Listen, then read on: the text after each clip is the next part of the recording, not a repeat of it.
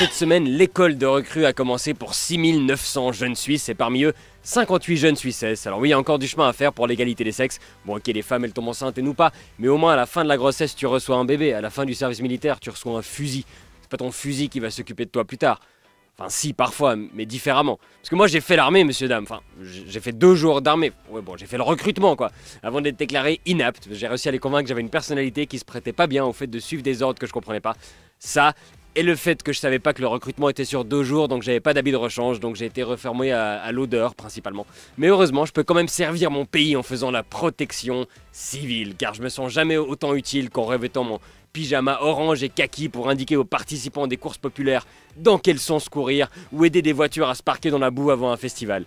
Pourquoi utiliser un panneau pour un job qui peut très bien être accompli par 10 civilistes? Sauver un panneau, engager des civilistes. Mais revenons à l'armée. Fierté helvétique, ses marches de 50 km, ses réveils à 5h du matin pour se dépêcher de rien faire toute la journée, ses couvertures qui piquent et ses biscuits en titane. L'armée et son budget de 4 milliards et demi, mais donnez-nous encore 1 milliard de plus s'il vous plaît. L'armée, sa mission et sa fonction je suis sûr qu'elle sert à quelque chose, parce que sinon on l'aurait pas gardée. On a voté pour refuser pour la supprimer, la rendre moins chère, optionnelle, interdire les armes de service à domicile ou supprimer les exportations de matériel de guerre.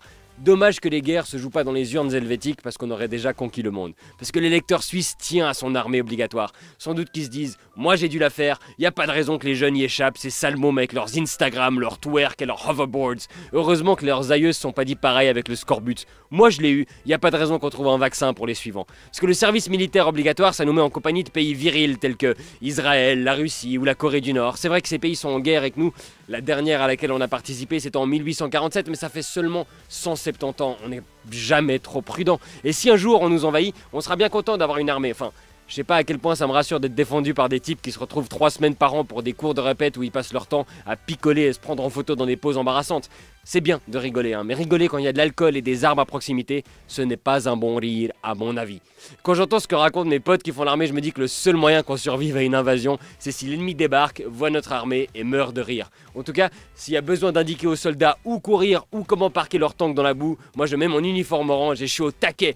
Moi j'ai lu une interview du chef de l'armée, André Blattmann, dans Migros Magazine. Déjà là, tu te méfies. Et il a dévoilé tous les points faibles de l'armée suisse. Fin stratège, j'espère que Daesh ne lit pas Migros Magazine. Il a aussi dit qu'il stockait dans sa cave des réserves d'eau potable et de nourriture pour tenir des mois. C'est rassurant de savoir que la stratégie du chef de l'armée en cas de guerre, c'est de s'enfermer dans sa cave.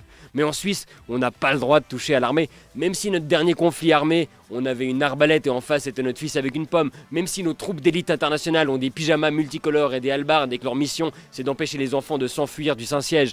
Et les sales jeunes arrivent à se faire réformer si facilement en répondant juste assez malignement aux questions qu'on se demande si ce serait pas plus simple que la première question au recrutement ce soit l'armée. Vous voulez la faire ou pas?